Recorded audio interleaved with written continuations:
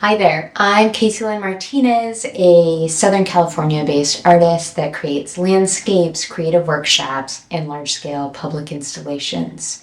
In my last video, I talked about the need for a studio redesign that was brought up by a large commission project that came in. It actually made me start to think of studio as landscape, studio as partner in the process of creating my art. And so over the winter, I have been redesigning my studio with that in mind. One of the questions that came up in this process is what needs to change so that the next version of the work, the next version of my practice can emerge. As I was thinking about the landscapes outside, the landscapes inside, and then studio as landscape, I began research, right? What are other artists doing? What are other studio designs that I could take some ideas from that could be useful for me? What have they tried and tested? And then I don't have to try and test it out. And the research just didn't click. I looked across YouTube channels, I looked across Pinterest, hours and hours of research, and nothing really resonated with me. Almost every studio felt exceedingly loud. Color wheels, visual research, different palettes on the wall, supplies, just all over the place. And it felt like they were just saying, like, choose me, choose me.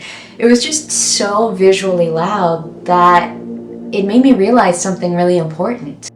Traditional art studios have always felt overwhelming to me. And I needed to stop looking outward for something that was actually an inward journey, an inward research. I started to think about it in a different way.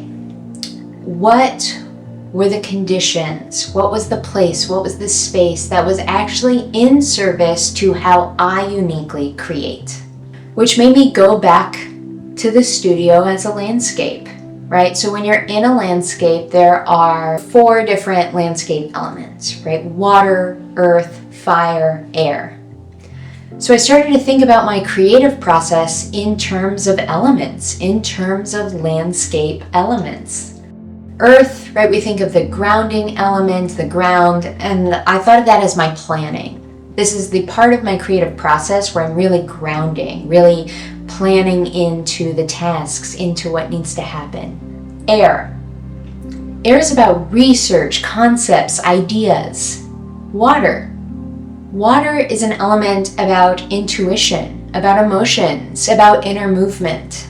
And then fire in a creative process, right? That's your spark, that's your energy, that's your action, that's your creation. All of those elements are key within a creative process. And they're also a part of landscapes.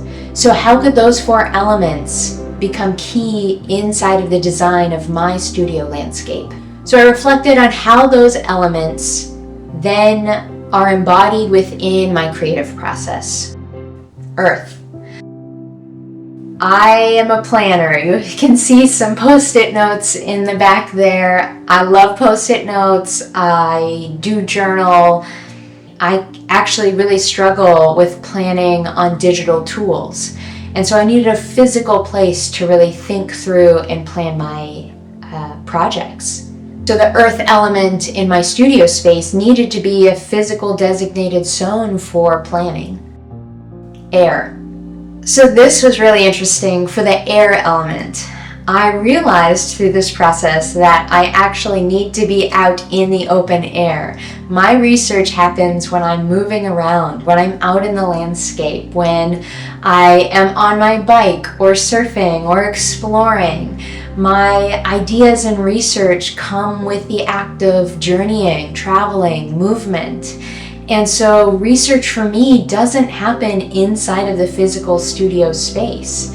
So when I see other artists research, I actually get overwhelmed because that's not how I uniquely research. That's also not how I have visual cues to help me know what's next. So this was really helpful to know that actually the air part of my creative practice is outside of the studio. Water. For me, my studio has to be quiet enough so I can listen.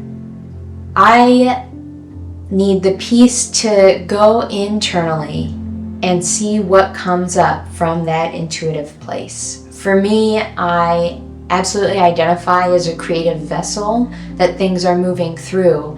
And so it means that I need to be able to hear what is trying to move through me. Oftentimes when I'm creating art, I ask my art pieces, what do you want to be? And then I make movements from that place. So it means that I can't be overstimulated. I can't have a lot of things around me, even things that I think are incredibly beautiful that other people have made. That will take me out of the quiet, almost monk-like place that I need to be. So my studio environment, when I'm creating, needs to not be a place of generation and being highly generative and productive. It actually needs to be a place of listening. And then the last is fire. So when that message, when that movement arrives, I do need easy access to my tools to be able to keep the momentum going. I don't need to be searching for items or things like that. So they both have to be somewhat quiet and not calling out to me, but easy to access in order to move when that inspiration does strike. So this deeper realization about my process and how I create actually was an aha moment, not just for my studio space, but also what to protect in my weeks and in my routines and in my part of the creative process and in all of my creative projects. Instead of building an artist studio that looks like other people's artist studios, I began to shape something that protects who I am in the world and how I think and how I can be. I'm creating a studio landscape in service of my journey. I think the invitation here too is like, what is your unique creative nature? What's your unique voice?